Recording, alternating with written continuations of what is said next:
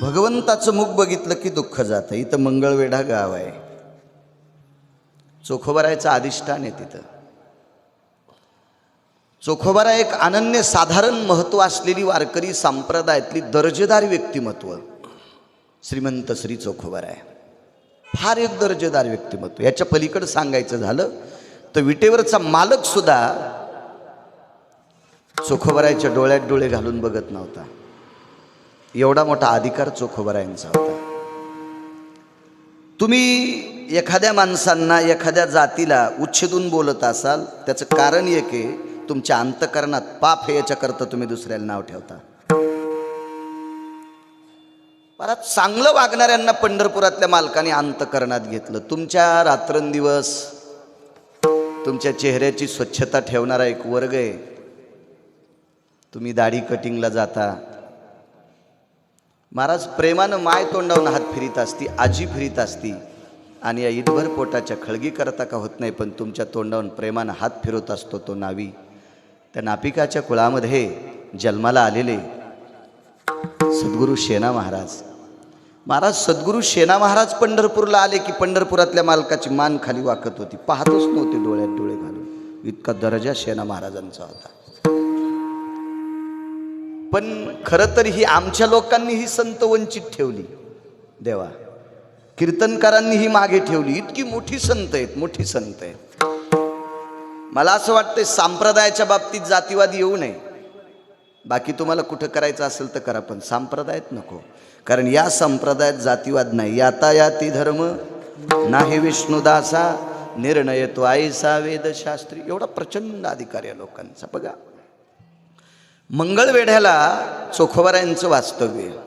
एका झोपड्यात राहणारा वारकरी, रानोबा नावांचे वारकऱ्यांचे सुपुत्र. रानोबा होते त्यांचे वडील, अधिकारी महात्मा होते.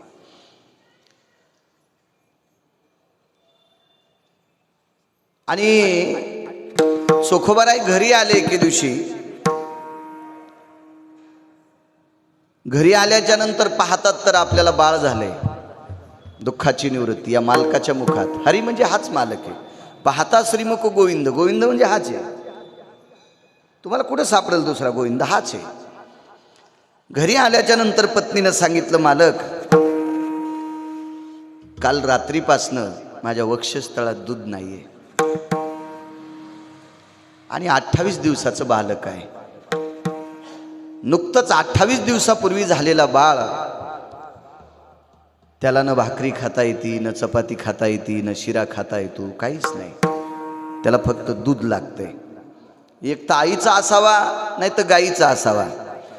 पण तुमच्या आमच्या घरच्या गाईचं दूध विकत घेण्यासाठी चोखोबाराकडे पैसे नाहीत. काय भीषण परिस्थिती असेल. पत्नीला सांगितलं, प्रिये, आपण काही पांडुरंगाला मागितला नव्हता. दिलंय त्यानं आपल्याला बाळ, पुत्र दिलाय. पण आता जर तुझ्या वक्षस्थळातलं दूध नसेल आणि तो जर मृत्यू पावला तर त्याचीच इच्छा आहे. त्याला मारायचं असेल तर मारील, जिवंत ठेवायचं असेल तर ठेवील. देहूतल्या मालकांचा एक नाट आहे, 61 नाटांपैकी एक नाट. इतका गोड नाट आहे. आता तुझा कळेल ते करी. तुकोबारायांनी केली देवाला, हे देवा, तुला काय करायचं तर कर. तारायचं असेल तर तार, मारायचं असेल तर मार. आता तुझा कळेल ते करी. तुला काय करायचं देवा, तू ठरव. हे तुला समर्पित केलंय. याच नाट्यप्रत्ययाने चोखोबारायांनी पत्नीला सांगितलं, सोयरा, तो ठरविल ग मालक, तो विश्वाचा करताय. देखवी ऐकवी एक नारायण. ह्या विश्वातल्या दळणवळण ही सगळी क्रिया ह्या जीवाची त्याच्या हातात आहे. तो ठरविल, तू काय काळजी करू नकोस. आणि आपल्या काळजीनं काही होत नाही. चोखोबाराय बाहेर खिन्न वृत्तीत बसले. तेवढ्या अवकाशात एक वारकरी रस्त्याने जात होता आणि त्या वारकऱ्याला चोखोबाराने विचारलं, देव कसा दिसतोय? काय गोड वाक्य. याच्या मागचं वाक्य समका तुम्हाला. चोखोबाराय भजन करत असताना विठोबा रुक्माईचं भजन झालं की चोखोबारायला बुक्का लावायला पंढरीतले मालक येत होते, पण त्यावेळेला त्यांचे डोळे झाकलेले असायचे. कारण डोळे उघडून भजन करायला त्यांच्या पुढे कोणी बसतच नव्हतं, त्याच्यामुळे पाहाचा काही प्रश्नच नव्हता ना. एकटे भजन करायचे एका लिंबाखाच्या झाडाखाली. एक चोखालिंब म्हणून प्रसिद्ध होता चंद्रभागेच्या तीरावर, तिथं ती भजन करायची. आणि विठोबा रुक्माईचं भजन झालं की भगवंत येऊन त्यांना बुक्का लावून जायचे. पाहिलाच नाही देव कधी. म्हणून त्या वारकऱ्यानं विचारलं, भगवान कसे दिसतात? तर तो वारकरी, मला असं वाटतं लोक तो चोखोबारायचा तिरस्कार करत होते याच्याकरता तोही जरासा करत असेल. कशाहून सांगतो माहितीये का? देव कसा दिसतो त्यानं जर मातीवर बोटानं काढून दाखिला असता तर चोखोबाराविषयी भाव वाटला असता, पण त्यानं हातातल्या काठीनंच मातीवर असं भगवंताचं चित्र रेखाटलं. विटेवरच्या मालकाचं पांडुरंगाचं असं चित्र काठीनंच रेखाटलं. म्हणजे त्या अर्थी तो पण जरासा ताईटच होता. आणि चोखोबारायने ते मातीवरचं चित्र पाहिलं, पण मातीवरचं चित्र घरी कसं दाखवायचं? आता फाटकी बनेन होती, त्याला आपण निमस्ती म्हणायची जुनी माणसं. एवढ्याला तिच्या बाह्या आणि अंग भरून कपडे नसल्यामुळं निसर्गाच्या कोपानं शरीर काळपट पडलेलं होतं. व्यवस्थित जेवायला नाही, पांघरायला नाही, अंथरायला बोऱ्या होता, राहाला झोपडं होतं, आंघोळीला बोरीचं झाड होतं, त्याच्या खाली दगडला टेकलेला, कुठून तरी इकून तिकून थोड्याशा काड्याकुड्या आणून लहानशी बाथरूम केलेली. अशा साध्या परिस्थितीत जीवन. घरात जेवढी भांडे तेवढी खापराची होती. लोकांना टाकून दिलेला फुटक्या तोंडाचा डेरा हा चोखोबारायच्या घरी पाणी भरायला होता. तुम्ही आम्ही दसरा काढण्याच्या नंतर फेकून दिलेली खापराची भांडी ही सगळी चोखोबारायच्या घरी होती. इतकी परिस्थिती दयनीय. आणि ऐकील तर लांबून बसून मंडपाच्या बाहेर मंडप झाडायचं काम करायचे चोखोबाराय. दुःख निवृत्तीचं साधन सांगतो. या मालकाचं मुख बघितलं की दुःख जाते. चोखोबारायनं एका प्रतिष्ठित व्यक्तीनं काठीनं काढलेलं मातीवरचं चित्र तसंच चित्र स्वतःच्या दंडावर काढलं, पण काडीनं. ती काडी ओढली की चोखोबारायच्या अंगावर पांढरी रेख पडायची. पांढरी रेख. तुम्ही अजूनही दिवसभर शेतात जर काम केलं ना, हाफ शर्ट असल्यावर, तर असा हात काळपट पडतून त्याच्यावर तुम्ही अशी रेख ओढली की रेख पडती. हा निसर्गाचा नियम आहे. तर चोखोबारायच्या जीवनात कधीच भरपूर कपडे घालायला भेटले नाही. किती शरीर हे असेल. ती पांडुरंगाची प्रतिमा एका व्यक्तीनं पाहिलेला देव मातीवर काढला आणि तो चोखोबारायने दंडावर काढला. घरी गेले, पत्नीला सांगितलं, सोयरा आपला बाळ वाचेल ग. काय दूध आणलंय तुम्ही? नाही, दूध शक्य नाही. खरं तर गायनाला चोखोबाराय त्यांच्या बहिणीकडे गेलते बुलढाण्याला. संसाराचे दुःख धरोनी मानसी, चोखा मेहून पुरीसी जाता झाला. प्रपंचाचं दुःख होतं. मेहुणपुरी, मेहुणा राजा नावाचं गाव बुलढाणा जिल्ह्यात चोखोबारायची निर्मळा नावाची बहीण दिलती. तिथं गेले. बहीण फार श्रीमंत होती. बहिणीनं बसायला गालीचा टाकला. वैकुंठवासी साहेबराव महाराज सोनोटीकर सांगायचे की चोखोबारायच्या बहिणीच्या बैलगाडीला सोन्याच्या शिवळा होत्या. मला नाही भारत देशात कोणाच्या बैलगाडीला सोन्याच्या शिवळा दिसल्या गो. काय श्रीमंती असेल हो, काय श्रीमंती. बहिणीच्या बैलगाडीला सोन्याच्या शिवळा आणि भावाला खाला नाही. परिस्थिती असती, पण कधी कोणापाशी वक्तव्य नाही केलं. त्या बहिणीने बसायला टाकलं. बैसोनी एकांत पुसे गुज मात. गाथावाचं लक्षात येईल तुमच्या. जवळ बसली आणि काय विचारत होती ती म्हणली नाही तुला किती मुलं झालेत, कोण सुखी आहे. एकच वाक्य विचारलं, बैसोनी एकांत पुशे गो जमात वैनी शमवंत आहेत के. जगातली पहिली क्रांती आहे, जगातला पहिला बदल आहे की जिनं भावाला विचारलंय भाऊजाई खुशाले का. तुम्ही कोणीही माणसं बहिणीची तर गेले तर ती एकच विचारील, आई खुशालेत का, बाबा खुशालेत का, दादा तुझे लेकर खुशालेत का, तुझे नातू खुशालेत का, भाऊजाई खुशाले का असं विचारणारी मला महाराष्ट्रात अजून कोणी बहीण सापडलेली नाही. ती फक्त एकच आहे, ती चोखोबारायची बहीण. वहिनी शमवंत आहेत की. डोळे भरून आले. ताई तुझी भाऊजाई खुशाल आहे ग, पण तिला एक मुलगा झालाय आणि तिचं दूध संपलंय, मी गाय नेण्यासाठी आलोय. गाय दिली बहिणीनं.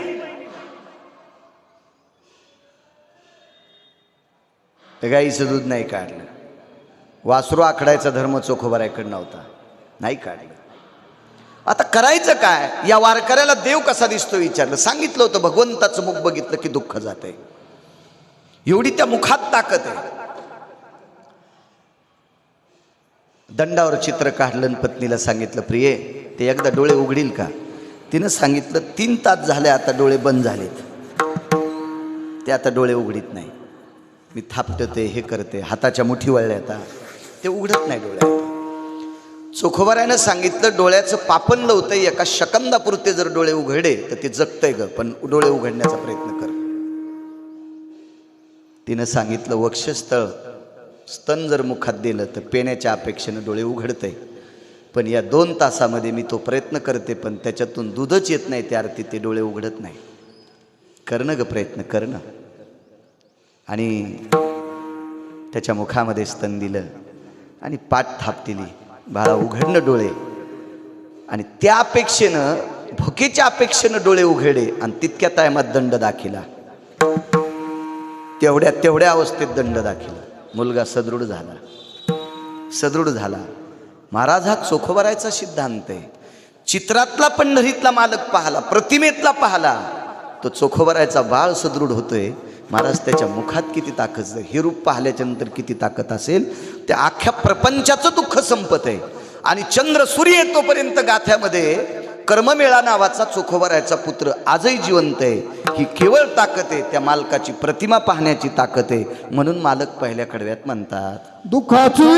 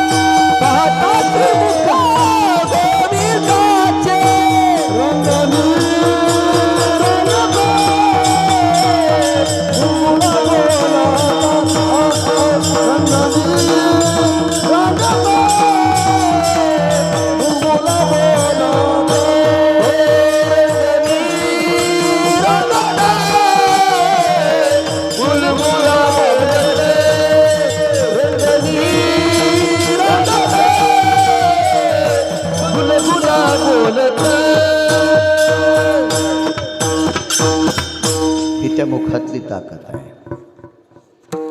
पुतना नावाची व्यक्ती श्रीमद भागवतामध्ये तिचं वर्णन आलं. पुतना ही वासना आहे. ती राजा बळीची कन्या होती, तिचं नाव होतं रत्नमाला. राजा बळीच्या दारामध्ये भगवान वामन पंढरीतले मालक वामना अवतारात ज्या वेळेला आले, ते रूप बटुरूप पाहिलं छोटंसं. त्यावेळेला त्या रत्नमालेला इतका आनंद वाटला की असं पोरगा आपल्याला व्हावं, अशी तिची वासना. तर भगवंतानं सांगितलं तुझं माझ्यावर प्रेम आहे, माझ्यासारखा मुलगा तुला व्हावा किंवा मी तुझ्या पोटी यावा असं तुला वाटतंय, पण तितकं पुण्य तुझं नाही. मी एका अवतारात तुझं स्तनपान करीन, बालवयामध्ये तुझं स्तनपान करीन, तुझं दूध पेल. पुतणीला आनंद वाटला, त्या रत्नमालेला, पुतना चुकून गेला शब्द, रत्नमालेला आनंद वाटला. पण कालांतरानं भिक्षेच्या संदर्भामध्ये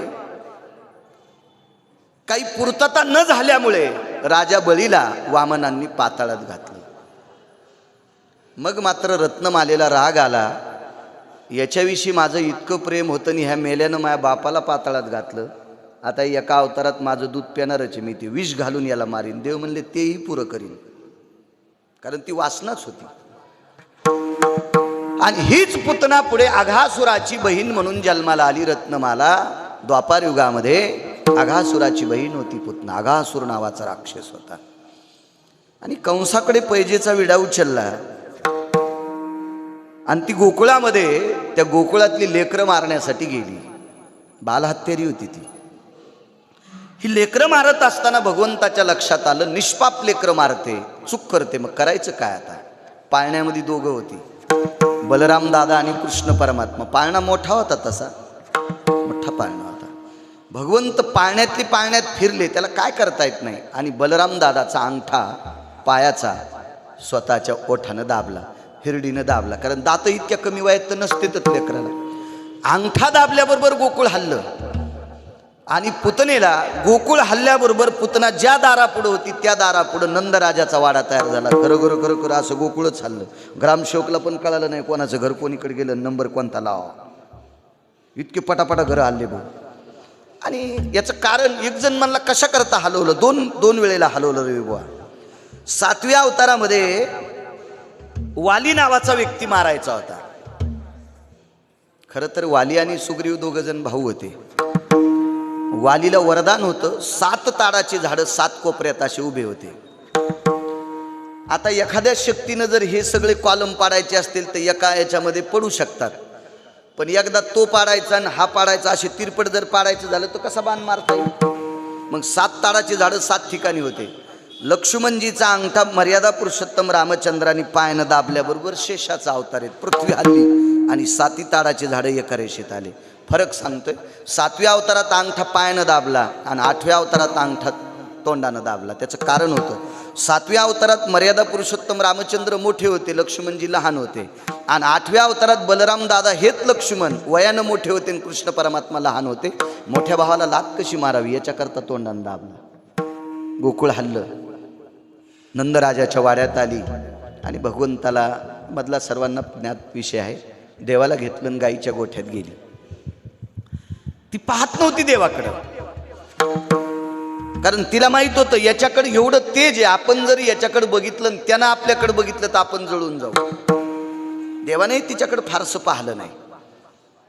हृदयाशी घेतला, गाईच्या गोठ्यात घेतली आणि स्तनाला लावलं, पिऊ लागला तो.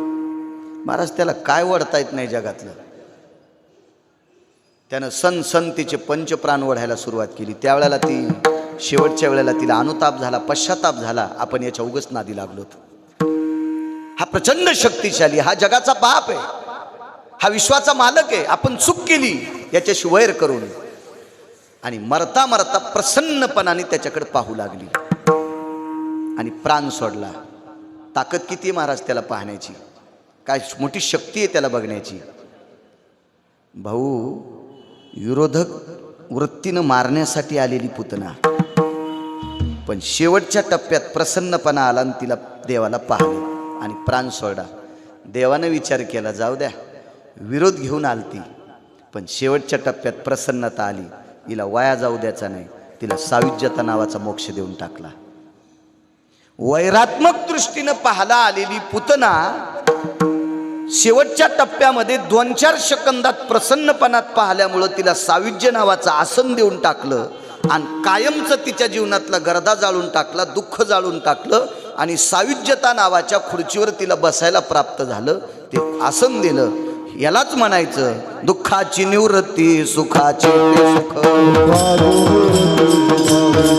दुःखाची निवृत्ती सुखाचे ते सुख, पाहता श्रीमुख गोविंदाचे पाहता श्रीमुख गोविंदाचे पाहता श्रीमुख गोविंदाचे दुःखाची निवृत्ती सुखाचे ते सुख दुःखाची निवृत्ती सुखाचे ते सुख सुखाची निवृत्ती सुखाचे ते सुख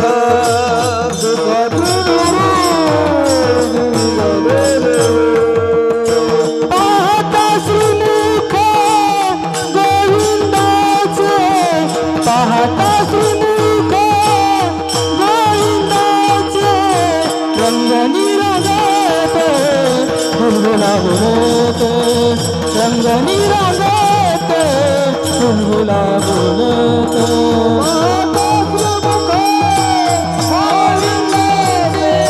पाहता श्रीमुख गोविंदाचे रंगनी रंगत फुलगुला बोलत रंगनी रंगत फुलगुला बोलत